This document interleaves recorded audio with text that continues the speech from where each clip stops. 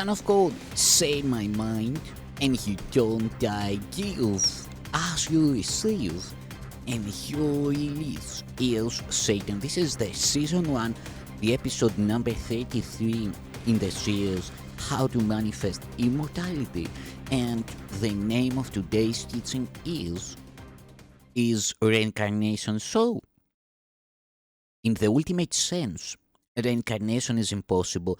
There is no past or future, and the idea of birth into a body has no meaning either once or many times. Reincarnation cannot then be true in any real sense. Our only question should be, is the concept helpful? And that depends, of course, on what it is used for. If it is used to strengthen the recognition of the eternal nature of life, it is helpful indeed. Is any other question about it really useful in lighting up the way?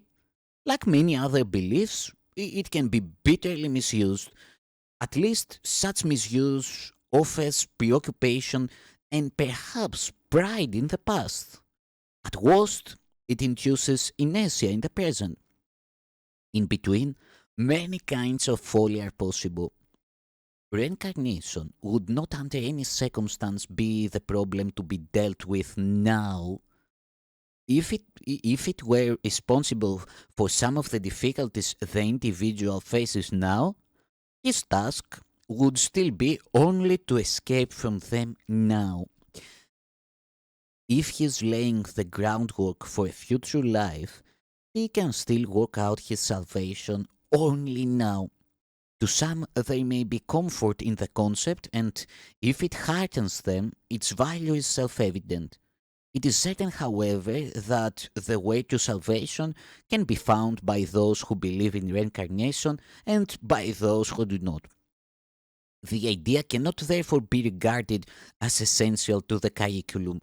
There is always some risk in seeing the present in terms of the past. There is always some good in any thought which strengthens the idea that life and the body are not the same. For our purposes, it would not be helpful to take any definite stand on reincarnation. A teacher of God should be as helpful to those who believe in it as to those who do not. If a definite stand were required of him, it would merely limit his usefulness as well as his own decision making. Our course is not concerned with any concept that is not acceptable to anyone, uh, regardless of his formal beliefs. His ego will be enough for him to cope with, and it is not the part of wisdom to add sectarian controversies to his burdens. Nor would there be an advantage in his premature acceptance of the cause, merely because it advocates a long-held belief of his own. It cannot be too strongly emphasized that this cause aims at a complete reversal of thought.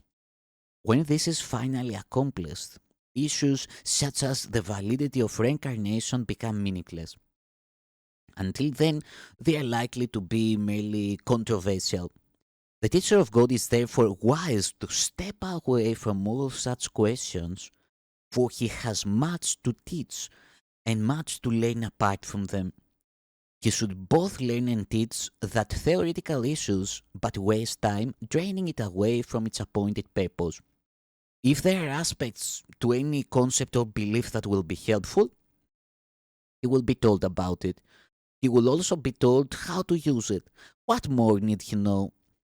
Does this mean that the teacher of God should not believe in reincarnation himself or discuss it with others who do? The answer is certainly not. If he does believe in reincarnation, it would be a mistake for him to renounce the belief unless his internal teacher so advised, and this is most unlikely. He might be advised that he is misusing the belief in some way that is detrimental to his pupil advance or his own. Reinterpretation would then be recommended because it is necessary. All that must be recognized, however, is that birth was not the beginning and death is not the end. Yet even this much is not required of the beginner. He need merely accept the idea that what he knows is not necessarily all there is to learn. His journey has begun. The emphasis of this course always remains the same.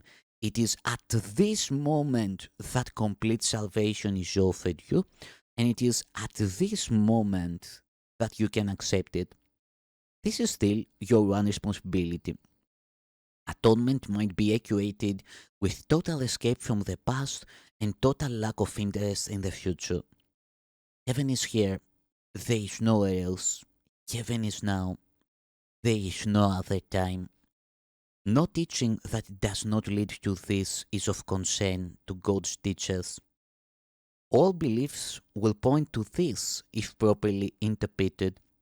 In this sense, it can be sensed that the truth lies in their usefulness.